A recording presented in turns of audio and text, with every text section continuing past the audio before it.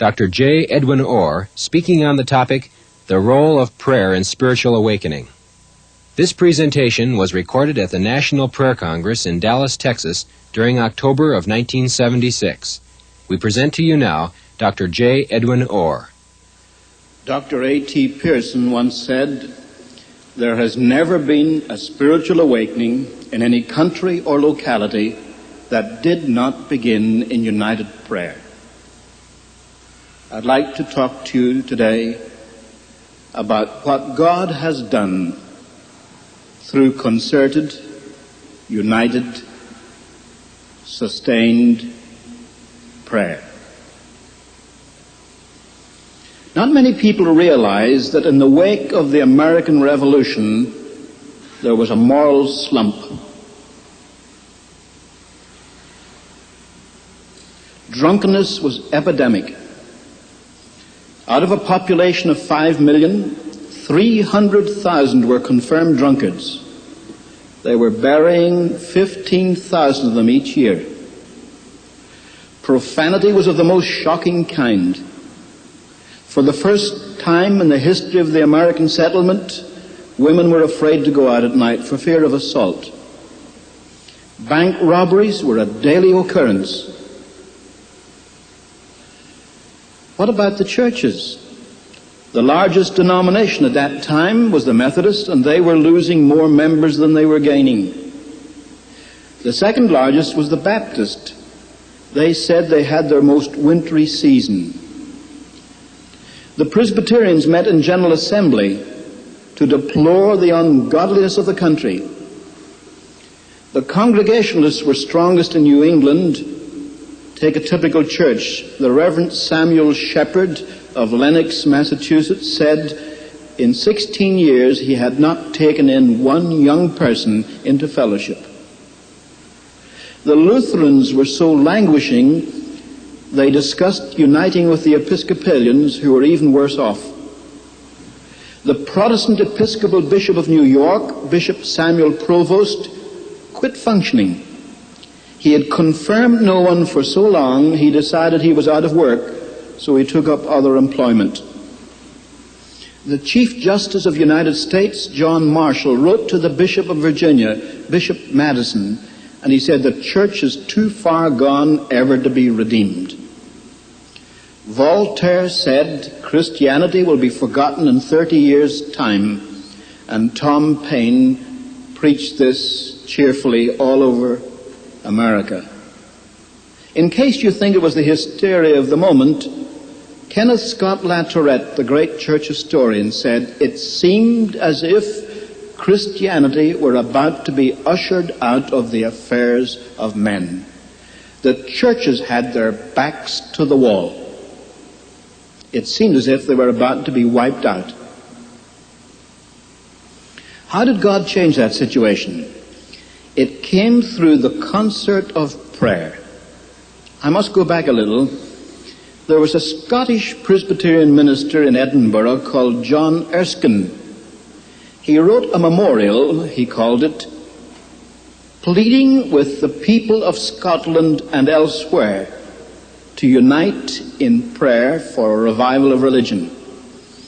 He sent a copy of his little book to Jonathan Edwards in New England. That great theologian was so moved, he wrote a response which got longer than a letter, and finally he published it as a book. If my memory serves me right, the title of the book was as follows: "A Humble Attempt to Promote Explicit Agreement and Visible Union of All God's People in Extraordinary Prayer for the Revival of Religion and the Advancement of Christ's Kingdom." That was the title of the book, not the book itself. Nowadays, titles are often unrelated to the contents. If you study weather, you're interested in meteorology, you don't read Gone with the Wind. It has nothing to do with weather. But in those days, a title was more like a synopsis of what was in the book. But don't miss the message of the title. A humble attempt, that was New England modesty, to promote explicit agreement and visible union of all God's people in extraordinary prayer for the revival of religion and the extension of Christ's kingdom. That's what's missing so much from all our great evangelistic efforts. We must have explicit agreement and visible union of God's people in extraordinary prayer. Now, this movement began in England through William Carey and Andrew Fuller and John Sutcliffe and others. They started what the British called the Union of Prayer. And the year after John Wesley died, the Second Great Awakening began and swept Great Britain. There isn't time to give you the details of that. But in New England, there was a man of prayer named Isaac Backus, a Baptist pastor. And in 1794, when conditions were at their worst, he sent out a plea for prayer. Take the colleges at that time. They took a poll at Harvard and they discovered not one believer in the whole student body. They took a poll at Princeton, a much more evangelical place. They discovered only 2 believers in the student body and only 5 that didn't belong to the filthy speech movement of that day. Students rioted. They had a mock communion at Williams College. They had anti-Christian plays at Dartmouth. They burned down Nassau Hall at Princeton. They forced the resignation of the president of Harvard. They took a Bible out of a Presbyterian church in New Jersey and burned it in a public bonfire.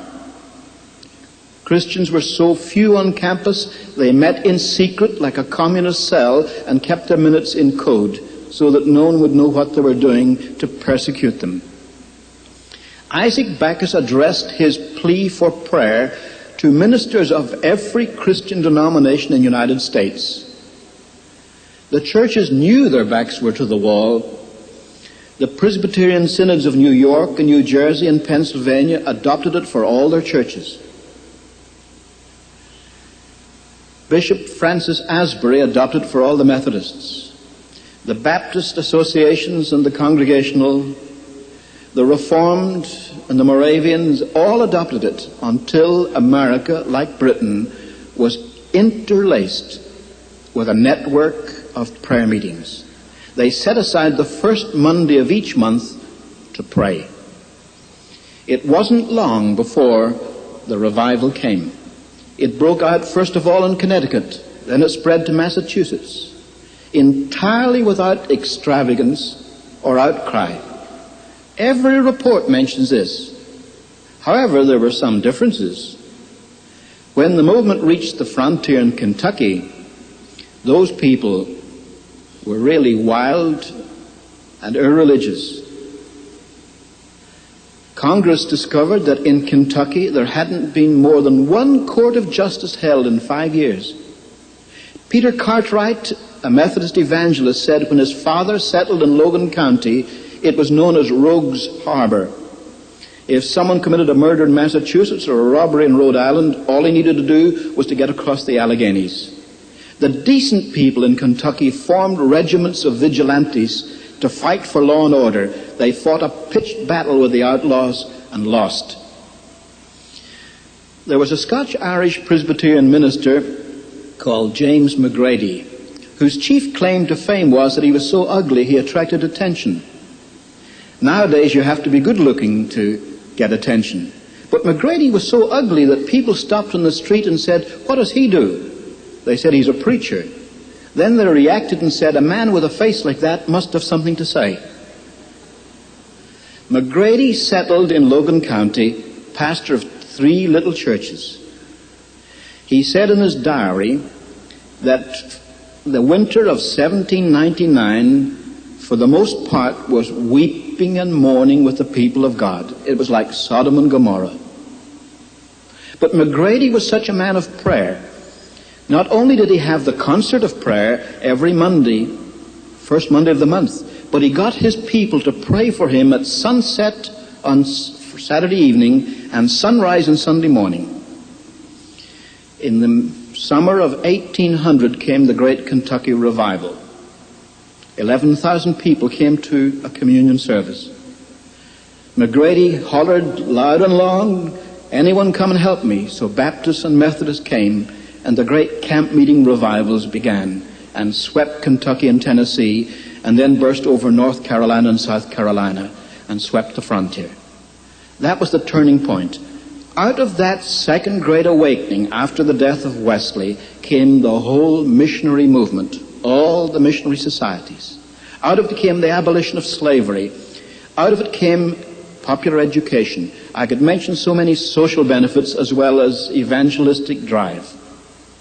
More than 600 colleges in the Middle West were founded by revivalists. Now, conditions deteriorated in the middle of the 19th century. Why? Sounds familiar. The country is seriously divided over the issue of slavery, just like the Vietnam War. Second, people were making money hand over fist. And when they do, they turn their backs upon God. But a man of prayer, Jeremiah Lanphier, started a prayer meeting in the upper room of the consistory building of the North Dutch Reformed Church in Manhattan. He advertised a prayer meeting. Only 6 people out of a population of 1 million showed up. But the following week there were 14 and then 23. Then they decided to meet every day for prayer. Then they filled the Dutch Reformed Church, then the Methodist Church on John Street, then Trinity Episcopal Church at the corner of Wall Street and Broadway. By February of 1858, every church and every public building in downtown New York was filled. Horace Greeley, the famous editor, sent a reporter with horse and buggy racing around the prayer meetings to see how many men were praying.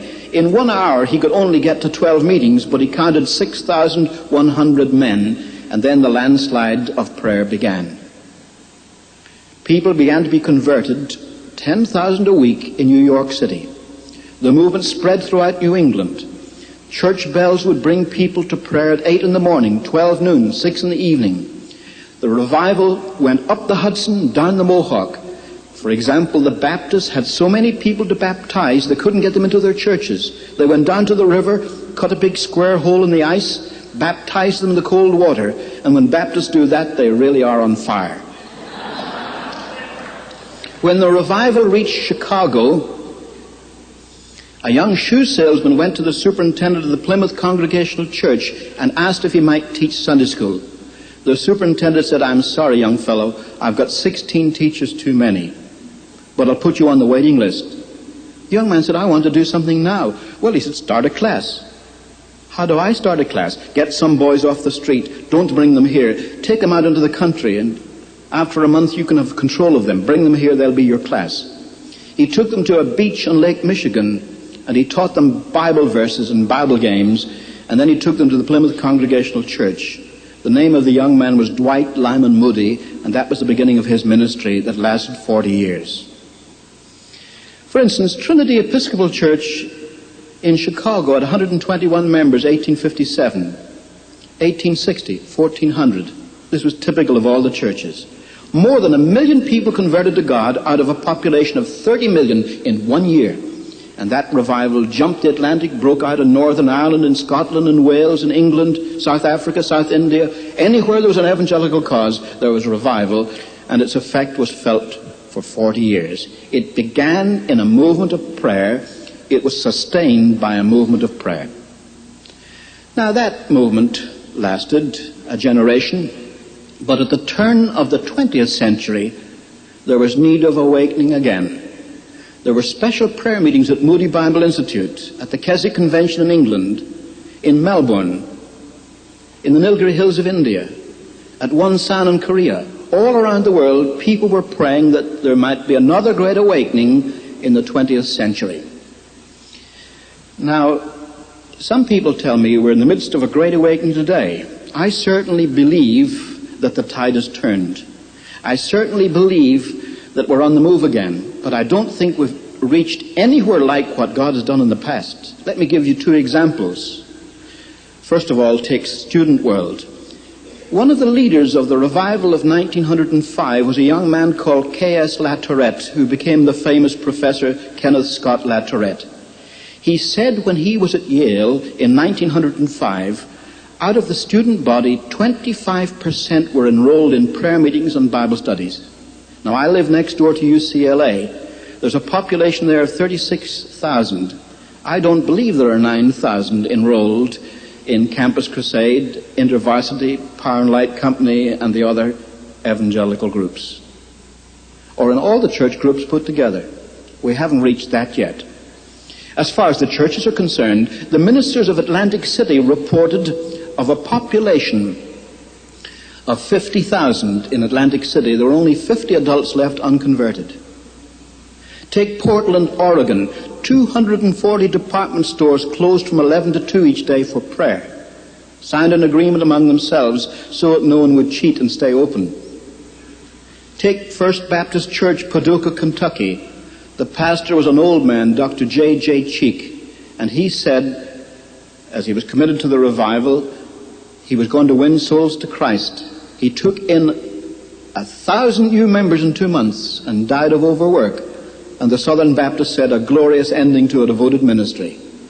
That's what was happening in the United States in 1905. But how did it begin? Well, most people have heard of the Welsh Revival, which began in 1904. It began as a movement of prayer. I knew Evan Roberts personally. Of course, I met him 30 years later. But he was devoted to God and was a man of prayer, praying for revival in Wales. Seth Joshua, a Presbyterian evangelist, came to the Newcastle Emlyn College where Evan Roberts was studying for the ministry. Evan Roberts was 26. He had been a coal miner. The students were so moved that they asked if they could go to his next campaign, so they cancelled classes and went to Blaenau. And it was there that Seth Joshua prayed, "O God, bend us." And Evan Roberts went forward and prayed with great agony, "O God, bend me." He couldn't concentrate on his studies. He went to Principal Phillips, the principal of his college, and said, "I hear a voice that tells me I must go home and speak to our young people in my own home church." "Mr. Phillips," he said, "is that the voice of the devil or the voice of the Spirit?" And Phillips answered very wisely, "The devil never gives orders like that. You can have a week off." He went back home to Lochor and announced to the pastor, "I've come to preach." The pastor wasn't at all convinced, but he said, "How about speaking at the prayer meeting on Monday?" He didn't even let him speak to the prayer meeting. He said to the praying people, "Our young brother Evan Roberts feels he has a message for you if you care to wait." 17 people waited. Evan Roberts said to them, "I have a message for you from God. You must confess any known sin to God and put any wrong done to man right. Second, you must put away any doubtful habit out of your life. Third, you must obey the Spirit promptly. Finally, he said, you must confess your faith in Christ publicly." And by 10 o'clock, all 17 had responded. The pastor was so pleased, he said, "How about speaking for us at the mission service tomorrow night, midweek service Wednesday night?" He preached all week. They asked him to stay for another week, and then the break came. You say, what do you mean the break? I've read the Welsh newspapers of the period. In them were little snippets of ecclesiastical news. The Reverend Peter Jones has just been appointed chaplain to the Bishop of St. David's. Very interesting, but not earth-shaking. And then it said Mowbray Street Methodist Church had a very interesting rummage sale. But then suddenly a headline, "Great crowds of people drawn to Lochor." And it said for some days a young man named Evan Roberts was causing great surprise. The main road between Llanelli and Swansea, on which the church was situated, was packed from wall to wall, people trying to get into the church. And people were closing shops and stores early to get a place in the church. Now the news was out. They sent a reporter down, and he described what he saw. He said it was a strange meeting. It closed at 4:25 in the morning, and then the people didn't seem to be willing to go home. He said that the people were still standing outside the church talking about what had happened. And then a very British summary. He said, "I felt this was no ordinary gathering." The news was out. Next day, every grocery store in that industrial valley was packed out. People buying groceries, people who'd come to the meetings. On Sunday, every church filled. And it went like a tidal wave over Wales. I could tell you so much about it. There were 100,000 people converted in that movement. 5 years later, a man called J.V. Morgan wrote a book to debunk the revival. His main criticism was that of the 100,000 that joined the churches in the 5 months of the excitement of the revival, after 5 years, only 80,000 still stood. Only 80,000. But the social impact was astounding. For example, judges were presented with white gloves, not a case to try. No rapes, no robberies, no murders, no burglaries, no embezzlements, nothing. The district councils had emergency meetings to discuss what to do with the police now that they were unemployed. In fact, they sent for a sergeant of the police and said, "What do you do with your time?" He said, "Well, before the revival, we had two main jobs. One was to prevent crime, the other to control crowds, as at football games. But since the revival started, there's practically no crime, so we just go with the crowds." A councillor said, "What does that mean?" Well, he said, "You know where the crowds are. They're packing the churches. But how does that affect the police?" Well, he said, "We have 17 police in our station, but we have 3 quartets, and if any church wants a quartet, they simply call the police station." That revival swept Wales. Drunkenness was cut in half. There was a wave of bankruptcies, but nearly all taverns. There was even a slowdown in the mines. You say, how could a religious revival cause a strike? It didn't cause a strike, just a slowdown. So many Welsh coal miners were converted and stopped using bad language that the horses that dragged the trucks in the mines couldn't understand what was being said to them. And transportation slowed down for a while until they learned the language of Canaan. When I first heard that story, I thought it was a tall tale, but I can document it, even from Westminster Abbey. That revival, for instance, affected moral standards also. I discovered, through the figures given to me by the British government experts, that in Radnorshire and Merionethshire, the illegitimate birth rate dropped 44% within a year of the beginning of the revival. So great was the impact of that movement. That revival swept Great Britain. It broke out in Norway. It so moved Norway that the Norwegian Parliament passed special legislation to permit laymen to conduct Holy Communion because the clergy couldn't keep up with the number of converts who wanted to take Holy Communion. It swept Sweden and Denmark and Germany, Canada from coast to coast, all of the United States, Australia, New Zealand, South Africa, East Africa, Central Africa, West Africa, North Africa, Brazil, Mexico, Chile. I could talk, well, in fact, I teach a course on this. Here's the interesting thing. Until 1973, no one ever knew about the extent of that revival until I published my book, The Flaming Tongue. And it began through a movement of prayer. It began with prayer meetings all over the United States. And soon there came the great time of harvest. So what's the lesson we can learn? It's a very simple one. It's that familiar text. If my people called by my name shall humble themselves and pray and seek my face and turn from their wicked ways, then I will hear from heaven and will forgive their sin and will heal their land. What's involved in this? God expects us to pray. But we must not forget what Jonathan Edwards said when he said to promote explicit agreement and visible union of all God's people in extraordinary prayer. What do you mean by extraordinary prayer? When you find people getting up at 6 o'clock in the morning to pray, or having a half night of prayer till midnight, that's extraordinary prayer.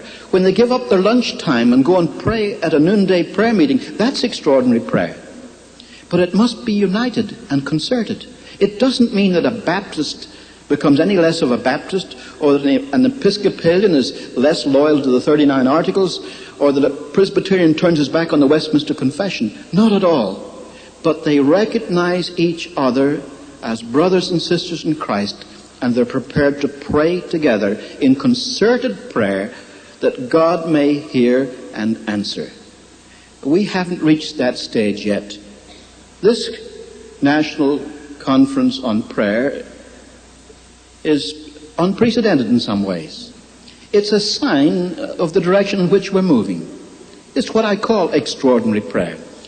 But you folk who are here, those who listen to my voice, must take it back to your churches. And when they're prepared to set aside time to pray for a spiritual awakening, that's when God is going to answer. Now, some people say that means then it's up to us. Oh, no, we can't say that either. Matthew Henry said, when God intends great mercy for his people, he, first of all, sets them a-praying. Even God is sovereign in this matter. But we must respond. He has chosen never to work without our cooperation. So whether your interpretation of revival is Calvinistic or Arminian, it's a very simple thing. You must pray. Then God will work. May God help us so to pray. Amen.